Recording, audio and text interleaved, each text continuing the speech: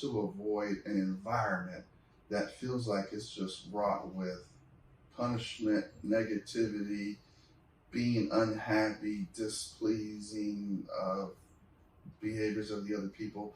And so, regardless of how you feel about the concepts of reward and punishment, most people don't, or most people understand that in any relationship, you can create that dynamic where it's just full of pressure, right, and it's full of walking on eggshells in a way. And so I think all of what you just described is hugely important, so we can apply it to any sort of relationship, as right, you mentioned. And so you really just have to be careful about that, as far as kind of how you feel.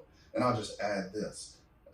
Even though the research has shown what we've already discussed, you're going to get proponents and opponents of right, reward and punishment. And some people are just like, my parents did it this way, my grandmama did it this way, and this is what it's going to be, right? And so even though we're discussing it here today, it's very possible some of our listeners, some of your listeners are going to say, well, I'm using the belt and that's just kind of what it is. Timeout is not for me and this is just what it is. And so it's kind of, it's difficult. All we can really do is present the information, and people have to make their determination on kind of how they're going to do it.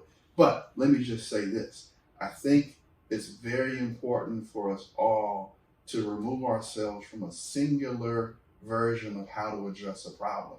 And your other point about this is very much relevant. This is all within the learning theory, right? So how do we as human beings and mammals learn a behavior? It's all within that broad spectrum of learning. And so if an individual only praises and only gives reinforcement and only gives high fives, guess what's going to happen when they get met with an aversive behavior that they're trying to avoid? They might be taking the other side of the spectrum in terms of it being a singular sort of application to. So I just want everyone to kind of diversify the way that they do things. And once again, think about things on a continuum as opposed to it being just black and white. And sometimes that can make some sense too. 100%. And actually, I even say not even just a continuum, but like a matrix. So what we look at is how do you balance kindness and respect with firmness and accountability? Because to me, both are important. I actually, just like I don't believe in beating kids, I don't believe in timeout, except for one thing. Timeout is only good for one thing, and that is calming down. Timeout in and of itself doesn't do anything but give them time to chill out. Then you still got to address the behavior.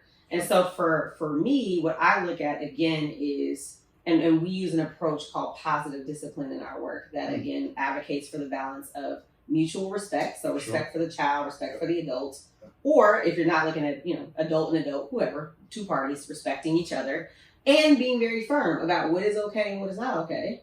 And part of it is looking at, again, how can you make this right? So if you were disruptive in class, how are you going to give back to the class community? You got to do something. You got to try to make it right. We have to skill build at the same time. So what are you going to do differently moving forward? Even in the relationship piece, right? If you're in a romantic relationship and somebody cheats on you and you decide to bust all the windows out of their car, I mean, it might feel cathartic in the moment, but if anything, it's going to make them feel justified. Like, well, that's why, you know what I'm saying? You crazy, that's why, whatever. And, that's not to judge people who I get, we have human emotions, but it's not effective, right? But if you tell somebody, look, this is how your actions affected me, I can no longer be in this relationship, perhaps in setting your boundaries, you're respecting yourself. And, explaining to your partner how it affected you, you're being firm, but then you're also like, it's not your job to teach them how to treat another person better, but you are hopefully at least, helping them to learn something in terms of how these things affected you, whatever. So for me, that's what I'm an advocate for, like balancing those things. Now, you mentioned that a lot of people, don't want environments that are fearful and whatever. I actually think you're optimistic. Like, I think a lot of people confuse fear for respect. And I think a lot of people, I see this a lot in the education space.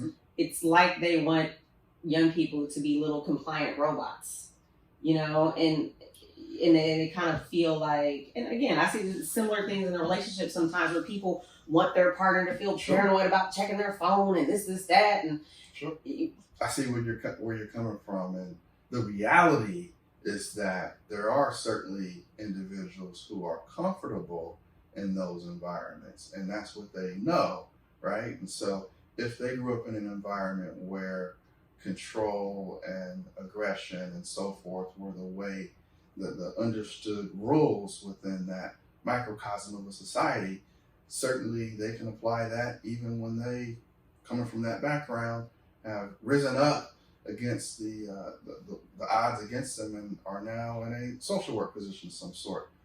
They can feel comfortable in that. Right. My argument would be that if you were to ask, 100 people, do they prefer an environment that's based on control and threats and aggression, or would you prefer an environment that's more positive and rewarding and so forth? I think more people than not are going to choose the latter, but I hear where you're coming from. Oh, and I'm sorry. I think I miscommunicated. I don't mean people want to be in that environment. I think people create that environment. Oh, for sure. You know what I mean? And I don't think they think that that's what they're doing, consciously. That's not to say that you don't have a point too, because that's one of the reasons why we see that people who've been in, abusive households will be drawn towards abusive relationships because it feels unsettling to not be in that environment, because if anything, you feel like this isn't normal. When is the other shoe gonna drop? And you feel unsettled. It almost feels safer.